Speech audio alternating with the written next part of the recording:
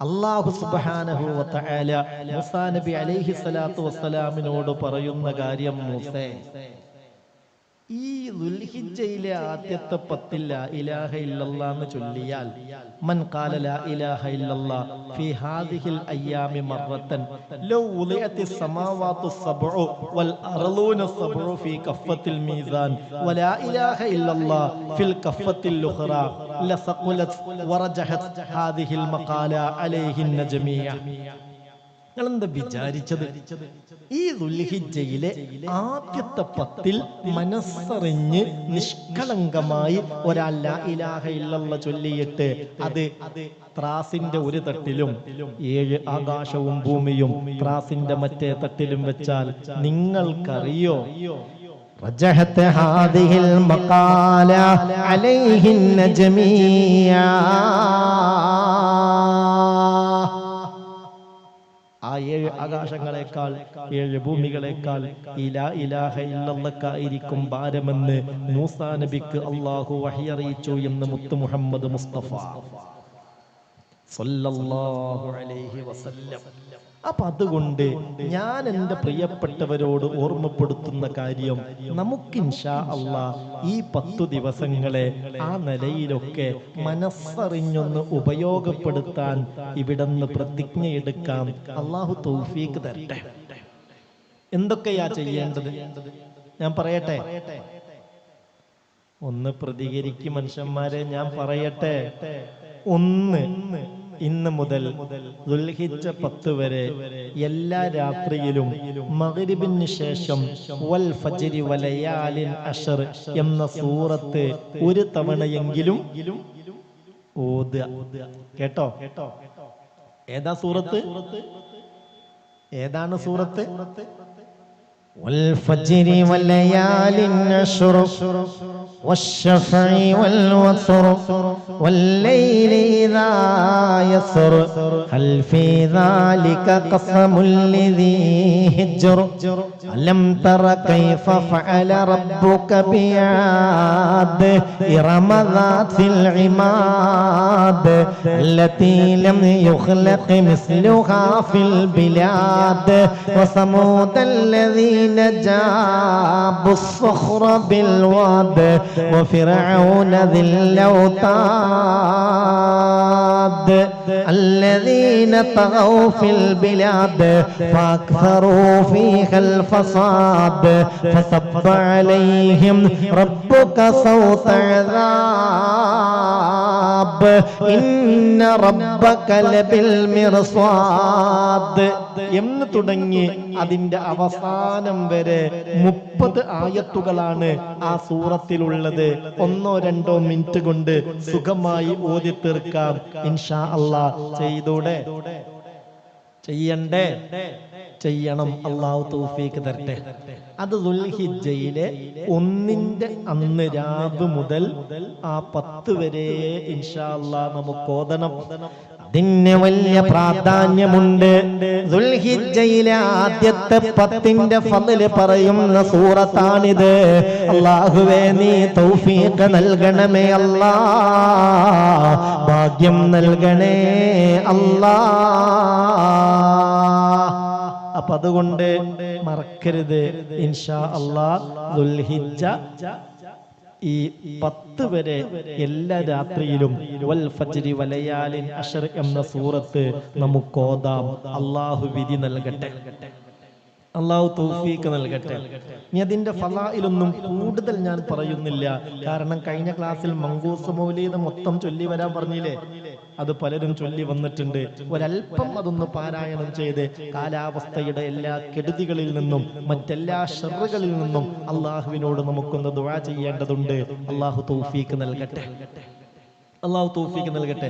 അപ്പൊ ശ്രദ്ധിക്കേണ്ട കാര്യം, 1, എല്ലാ രാത്രിയിലും ഇനി നമുക്ക് വൽ ഫജ്രി വലയാലിൻ അശ്ർ എന്ന സൂറത്ത് ഓതാം. രണ്ടാമത്തെ ഒരു കാര്യം, സഹോദര സഹോദരി, ആഫിയത്തുള്ളവരോടാണ് പറയുന്നത്. എല്ലാ അർത്ഥത്തിലും ആഫിയത്തും സാഹചര്യം അനുകൂലവുമാക്കി തന്നാൽ ദുൽഹിജ്ജ 1 മുതൽ 9 വരെ നോമ്പെടുക്കാം.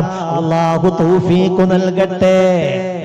ദുൽഹിജ്ജയിലെ ഒരു നോമ്പിന് ഒരു കൊല്ലത്തെ നോമ്പിന്റെ കൂലിയാണെന്ന് മുഹമ്മദ് മുസ്തഫ സല്ലല്ലാഹു അലൈഹി വസല്ലം. യഅദിലു സൗമു കുല്ലി യൗമിൻ ഫീഹാ സിയാമ സനാ. ദുൽഹിജ്ജയിലെ ഓരോ ദിവസത്തെ നോമ്പിനും ഒരു കൊല്ലത്തെ നോമ്പിന്റെ പ്രതിഫലമാണ്. 1 മുതൽ 8 വരെ 1 മുതൽ 8 വരെ ഓരോ നോമ്പിനും ഒരു കൊല്ലത്തെ നോമ്പിന്റെ കൂലി. 9 ദുൽഹിജ്ജ 9 2 കൊല്ലത്തെ നോമ്പിന്റെ കൂലി. അപ്പൊ ദുൽഹിജ്ജ 1 മുതൽ 9 വരെ ഒരാൾ നോമ്പെടുത്താൽ മൊത്തത്തിൽ എത്ര കൊല്ലത്തെ നോമ്പിന്റെ പ്രതിഫലമായി? ആലോചിച്ചിരിക്കുകയാണല്ലോ, കണക്കൂട്ടുകയാണല്ലോ. ദുൽഹിജ്ജ 1 മുതൽ 8 വരെ ഓരോ നോമ്പിനും ഒരു കൊല്ലത്തെ നോമ്പിന്റെ കൂലി. ദുൽഹിജ്ജ 9 അറഫാ ദിവസത്തിൽ നോമ്പെടുത്താൽ അന്നത്തെ നോമ്പിന് 2 കൊല്ലത്തെ നോമ്പിന്റെ കൂലി. അപ്പൊ ദുൽഹിജ്ജ 1 മുതൽ 9 വരെ ഒരാൾ നോമ്പെടുത്താൽ മൊത്തത്തിൽ എത്ര കൊല്ലത്തെ നോമ്പിന്റെ കൂലിയായി? 10 കൊല്ലത്തെ നോമ്പിന്റെ കൂലി. അല്ലാഹു തൗഫീഖ് തരട്ടെ, അല്ലാഹു ഭാഗ്യം തരട്ടെ. ഇനി ശ്രദ്ധിക്കേണ്ട ഒരു കാര്യം, ഈ ദുൽഹിജ്ജയിലെ ആദ്യത്തെ 10 ഉപയോഗപ്പെടുത്താൻ ശ്രദ്ധിക്കേണ്ട ഒരു കാര്യം കസറത്തുൽ ഇസ്തിഗ്ഫാർ, പരമാവധി ഇസ്തിഗ്ഫാർ വർദ്ധിപ്പിക്കലാണ്. ഹിജ്റ കലണ്ടർ പ്രകാരം കൊല്ലത്തിലെ അവസാനത്തെ മാസം ഏതാ? തുടക്കം മുഹറമാണ്, ഒടുക്കം ദുൽഹിജ്ജയാണ്. ഇതായി കൊല്ലം അവസാനിക്കുകയാണ്. പോരായ്മകൾ വന്നെങ്കിൽ മാപ്പേകണം റബ്ബേ, ദോഷങ്ങൾ വന്നെങ്കിൽ പൊറുക്കണം റബ്ബേ. ആ തൗബയുടെ മനസ്സോടുകൂടെ കസറത്തുൽ ഇസ്തിഗ്ഫാർ, പരമാവധി ഇസ്തിഗ്ഫാർ വർദ്ധിപ്പിക്കണം. അല്ലാഹു തൗഫീഖ് തരട്ടെ. അതിൽ ഏറ്റവും നല്ലതാണ് സയ്യിദുൽ ഇസ്തിഗ്ഫാർ. അറിയില്ലേ? ഒന്ന് ഉഷാറായിട്ട് ചൊല്ലി.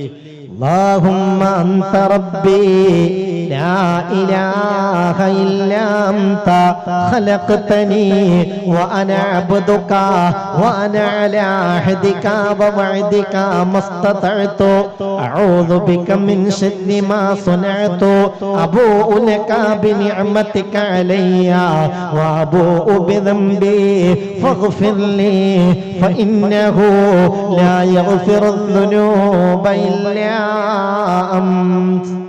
പരമാവധി ഇസ്തിഗ്ഫാറും വർദ്ധിപ്പിക്കണം നമുക്ക്.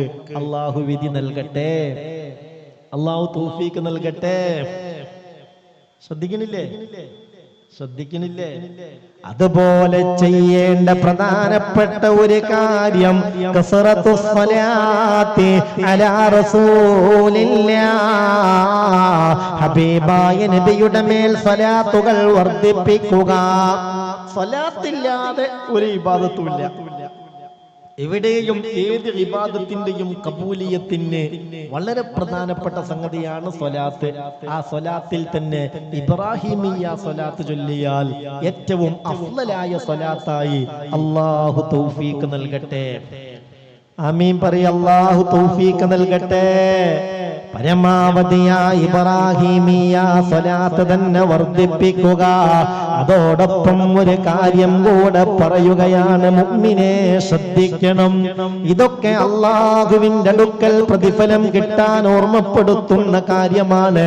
ദുൽഹിജ്ജയിലെ ആദ്യത്തെ 10 എന്നാൽ അങ്ങനെയാണ്. ലയാലിൽ അശ്രി ഔഖാത്തുൽ ഇജാബ